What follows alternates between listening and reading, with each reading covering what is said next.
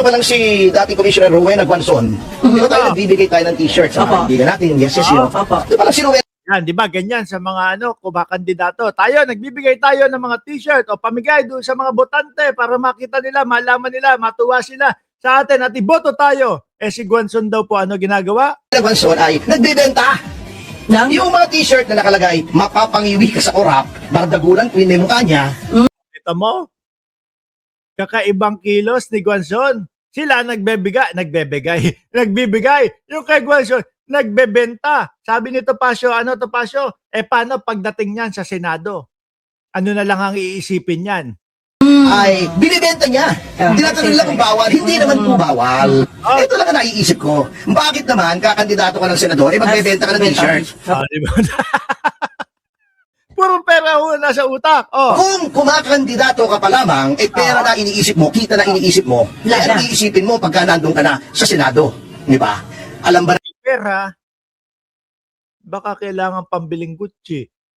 Kailangan pambiling Rolex. ng PDP yan? Hindi naman po miyembro ng PDP. Tapos ganyan pa, itatakwil, ano ka pa, sasabihin pa, hindi naman po yan miyembro ng, ng PDP. Ibig sabihin, parang gustong sabihin ito, Pasio, isinisiksik mo ang iyong sarili doon sa PDP. O, di po ba, mga kababayan? Saklap naman nun.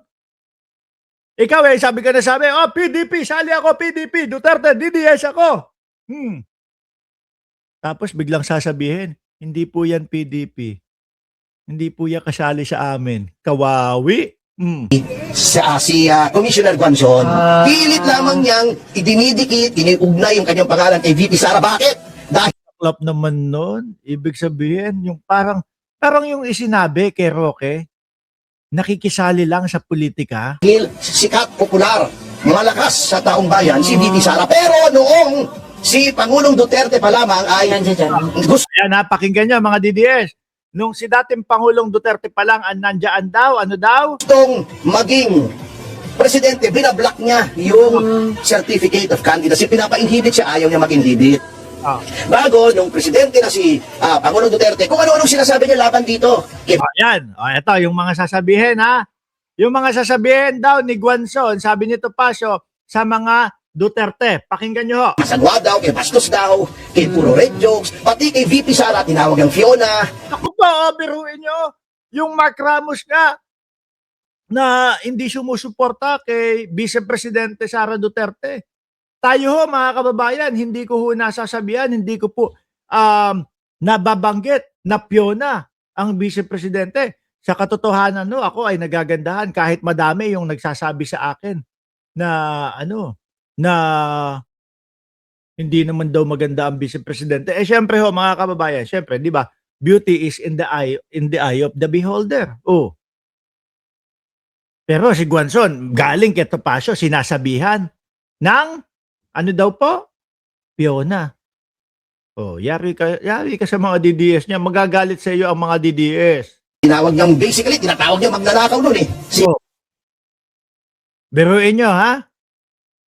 Yung ikakampanya ninyo, yung nasa listahan ng mga senador ninyo, Ralis Carlenga, di ba?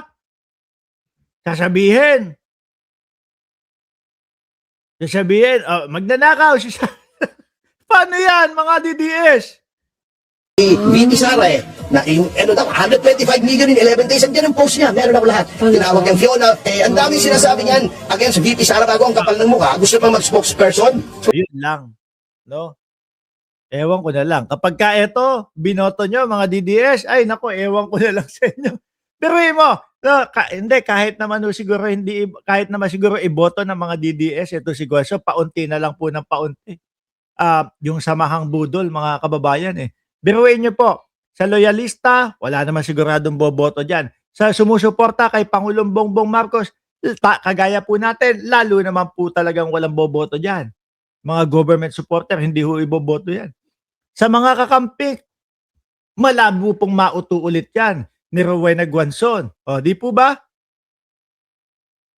Mga DDS, onti na lang po. Mga kababayan. Saklap naman. Bakit to? Biruin mo, nakailang beses na sumubok doon sa Kongreso. Hanggang ngayon, hindi pa din nanalo. Ngayon, Senado naman ang plano, ang tinatangka. Mukhang laglag, ngal-ngal pa din ho, mga kababayan. Di ba? Lalo na pagka nakita ng mga DDS, itong sinasabi nito, Pasyo. Sabi ko nga ho sa inyo, dito sa dalawa na ito, kung papipiliin nyo ako, kung sino mas papaniwalaan, although parehas silang DDS, mas maniniwala ako kay Topacio kaysa kay Rowena Guanzon. Di ho ba, mga kababayan? O ngayon, si Meow Meow tayo. No? Lumubog na po ang karir ni Meow Meow, mga kababayan, pero muling nagbabalik po. Bakit? Birthday po ni dating Pangulong Duterte . Araw ng Davao to everyone. Ayun. Di ba? O sino yung mga inuuto sa harap? Mga Duterte, yung inuuto ni Meow Meow. Anak ko, nandun pala yung anak ni ni Pulong. Si anak ba ni Pulong yon? Yung medyo healthy na congressman na ang bango-bango kapag ang bango-bango kasi pagka pumapasok. Makita mo pa lang yung anak ni Pulong, no? Na yun, yung nakaputi, diyan. Makita mo pa lang, no? Kapag nakita mo, naku, ang bango-bango naman nung anak ni Pulong. Parang tipo bang mas lalagpasan yung bango ng itsura ng anak ni Pulong, lalagpasan yung bango ni Sandro Marcos. Tsaka yung kagwapuhan, mga bossing, no? Lalagpasan ito si Sandro Marcos Yung tikas pa lang, pangangatawan pa lang po, matikas na mga kababayan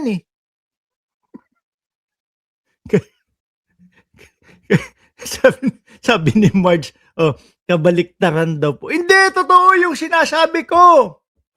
Ang bango. Sabi ni Crispy pa, sabi ni Irene, amoy crispy pata. Ay, wag kayong ganyan. Anyway, tuloy na natin. Ulitin ko Ayun, inuuto ni Meow Meow yung anak ni Pulong na pagka unang kita mo pa lang, kita mo na ang bango-bango, no? Ang gwapo-gwapo, ang tikas ng katawan, mga kababayan. Pakinggan na ho natin ngayon, mga bossing. Ito pong si Meow Meow. Good morning, Vice President Sara Duterte. Good morning, Mayor Duterte, Congressman Duterte, and to the Davao City Council, the local government, and everyone else.